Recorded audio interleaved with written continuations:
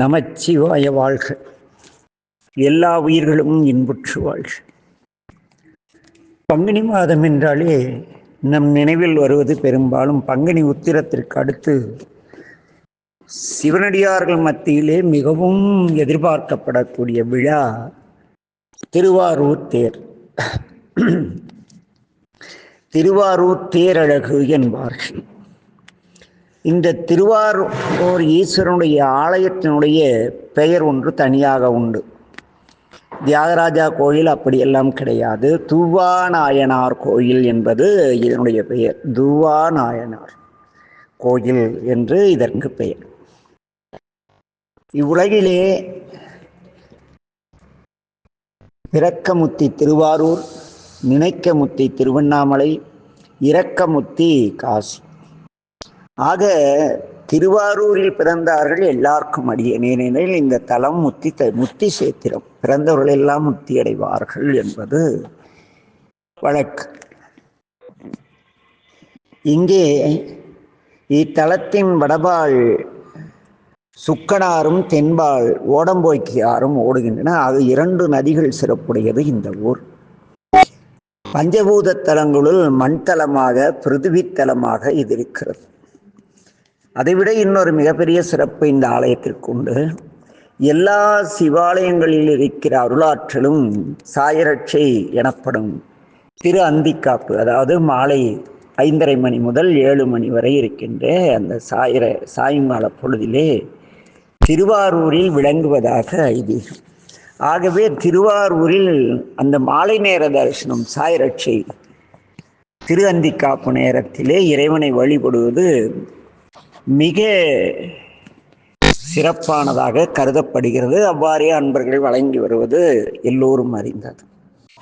அது மட்டுமல்ல, இறைவன் அருளாலே சுந்தரமூர்த்தி நாயனார் திருத்தொண்டத் தொகையை பாடுவதற்கு அடியார்களின் பெருமைகளை விளக்கிய பெருமை இப்பதிக்கு இந்த தலத்திற்கு உரியது.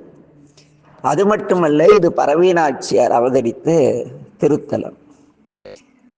அதே போல கமலை என்று இந்த ஊர் வழங்கப்படும்.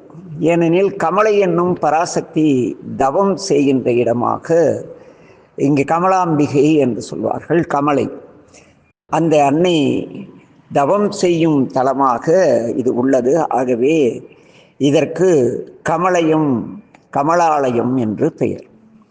அதைவிட சிறப்பு என்னவெனில், இந்த தீர்த்த குளத்திற்கு என்ன கமலை தீர்த்தம் என்று பெயர். என்ன, அது மட்டுமல்ல, இந்த தலம் திருமகள், ராமர், மன்மதன் முதலியோர் வழிபட்ட பதி. இத்தலத்திற்குரிய வேறு சில பெயர்கள் இருக்கின்றன.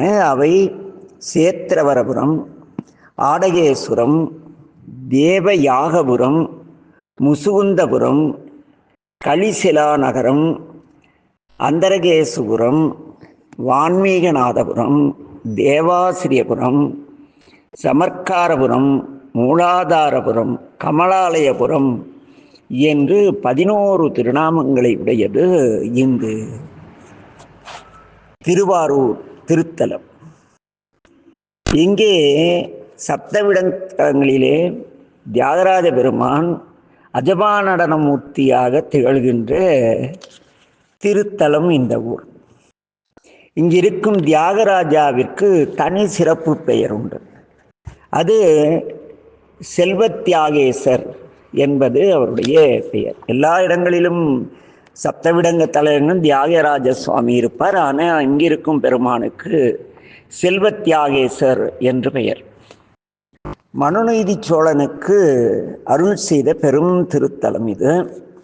முசுகுந்த சக்கரவர்த்தி ஆட்சி செய்த சீர்மையுடையது. மேலும் பெரிய புராணத்திலே மனுநீதி சோழனுக்கு அருள் செய்த வம்சாவளியிலே வந்த மன்னர்கள் ஆளும் தலம் என்பது தெளிவாக குறிப்பிடப்பட்டிருக்கிறது.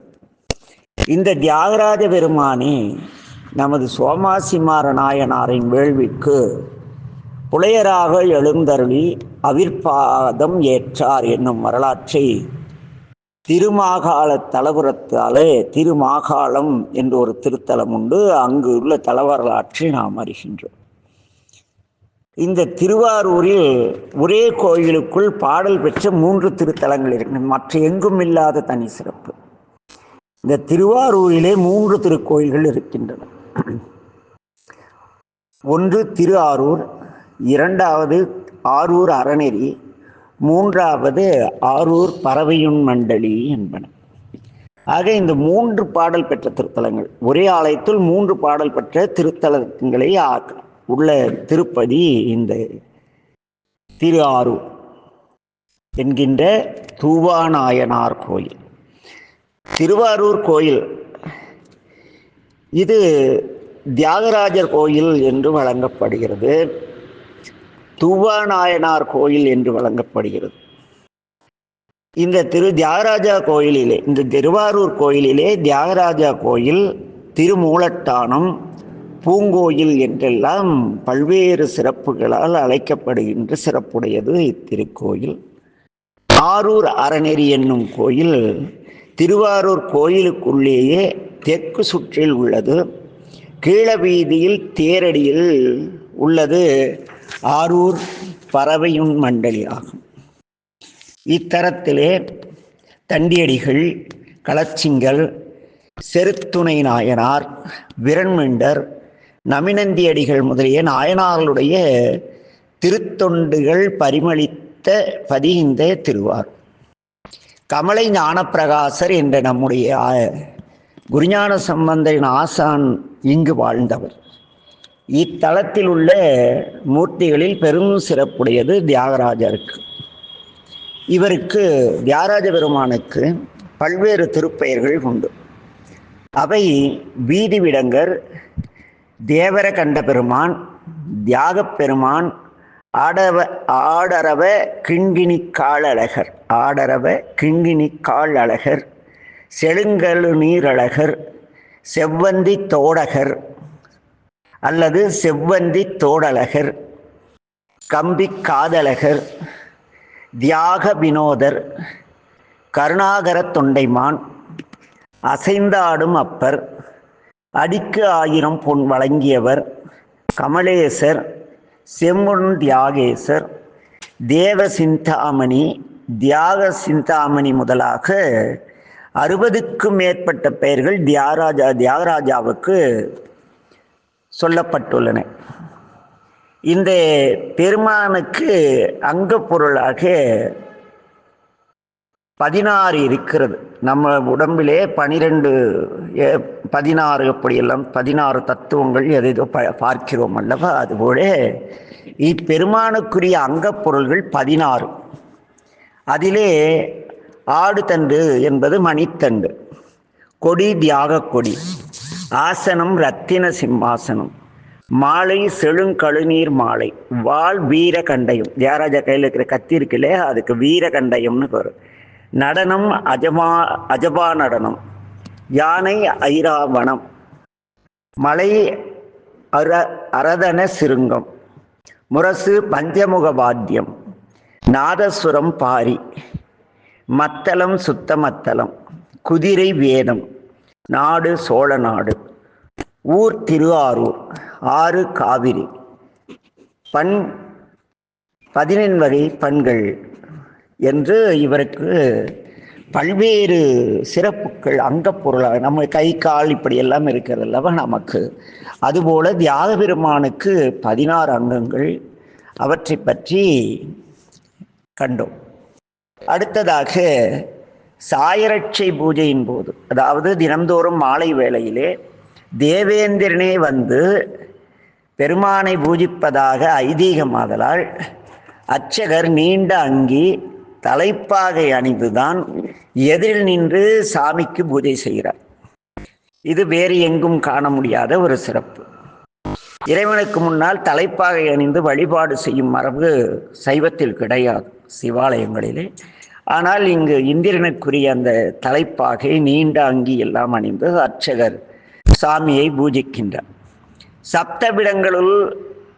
சப்தவிடங்க தலங்களுள் ஒன்று இது.